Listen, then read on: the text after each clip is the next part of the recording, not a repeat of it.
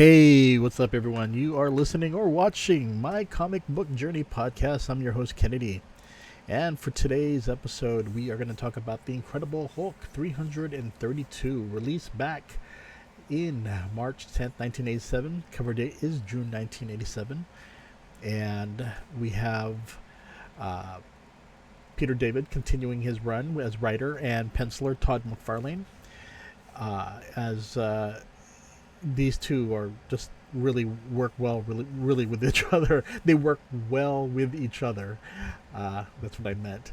But yeah, I think if anything, you get to see some early stuff from Todd McFarlane, which is cool. But Peter David, you definitely get to see some of that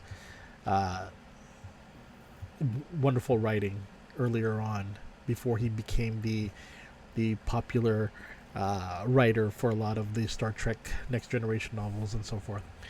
But he did wonderful work with The Incredible Hulk, and did it for such a long time. I believe 12 years, or I believe 11 years possibly. But for the most part, yeah, wonderful partnership between Peter David and Todd McFarlane during that time. Inker is Fredericks, colorist is Petra Scotese, letterer was John Workman, editor is Bob Harras and Bobbie Chase. So I didn't want to spoil 331, but now that I'm talking about 332, you're going to learn more about what's going on with the return of Sam Stearns, aka the leader. So what's happening in this issue? You have the leader who lost all of his gamma ray powers. He's now just a regular human. He can't even, everything that made him bright and intelligent, he pretty much forgot it all.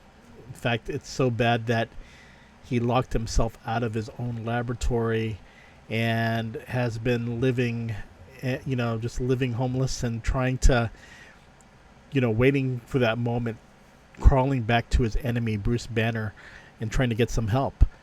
But as you saw from the last issue, Bruce Banner is not there. The Gray Hulk has come out to play and doesn't want to revert back to Bruce Banner.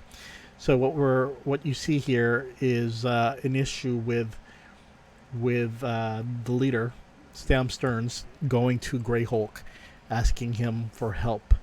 And meanwhile, we have Quartermain and also John Larroquette of the Hulkbusters. John is obsessed with killing anything related to the Hulk due to the death of Carolyn Parmentor. So what he set out to do is to get this specialized tank to kill Rick Jones. And Rick Jones has reverted to the Green Hulk. Well, no, he hasn't reverted to the Green Hulk. He's actually still human. And what happens is that while he's trying to dodge Larroquette,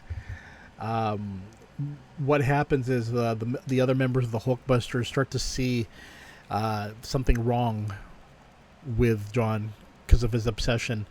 Armand Martel, Hideko Takata, they feel that something's up with their leader, and they go to Doc Samson for help.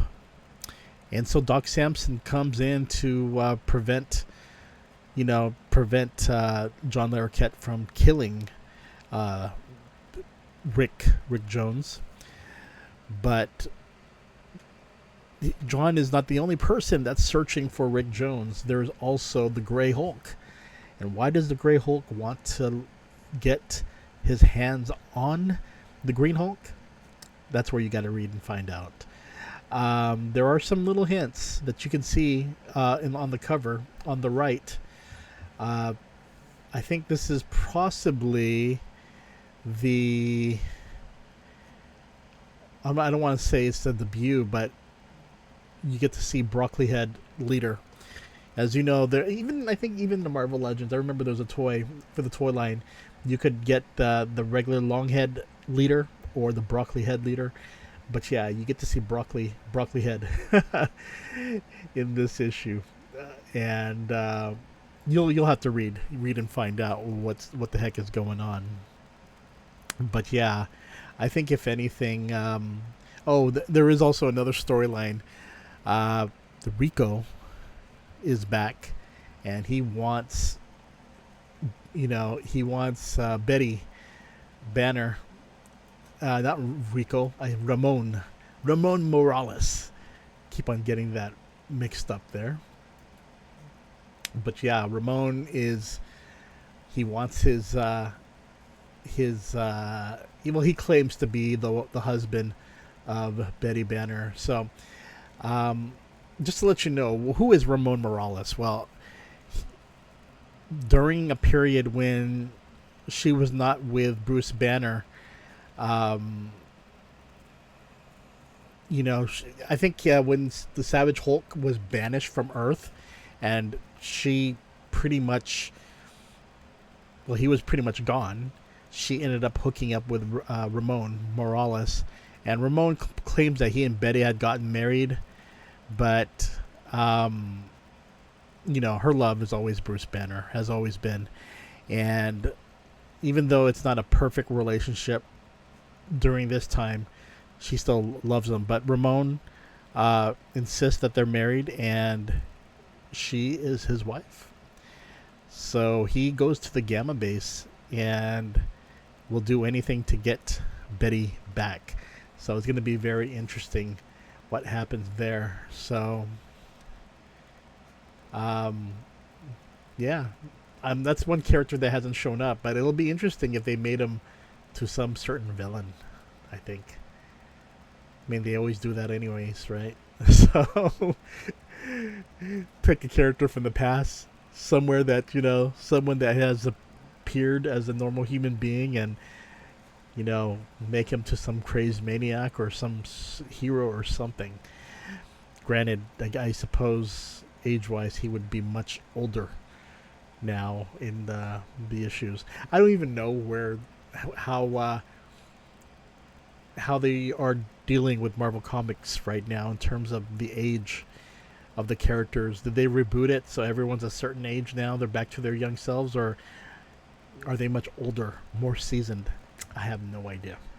But yeah, this issue was pretty cool. I think if anything is that you're starting to see the Hulk, Rick Jones Hulk, starting to lose that control over the Beast, and you're starting to see that mindless Green Hulk come out, and also you get to see a fight between the Green Hulk and the Gray Hulk. So that was quite interesting. But anyway, that is the Incredible Hulk issue 332. And again, cover date June 1987. So I'll see you later. Wink, wink, Anna. See you later, everyone. Bye-bye.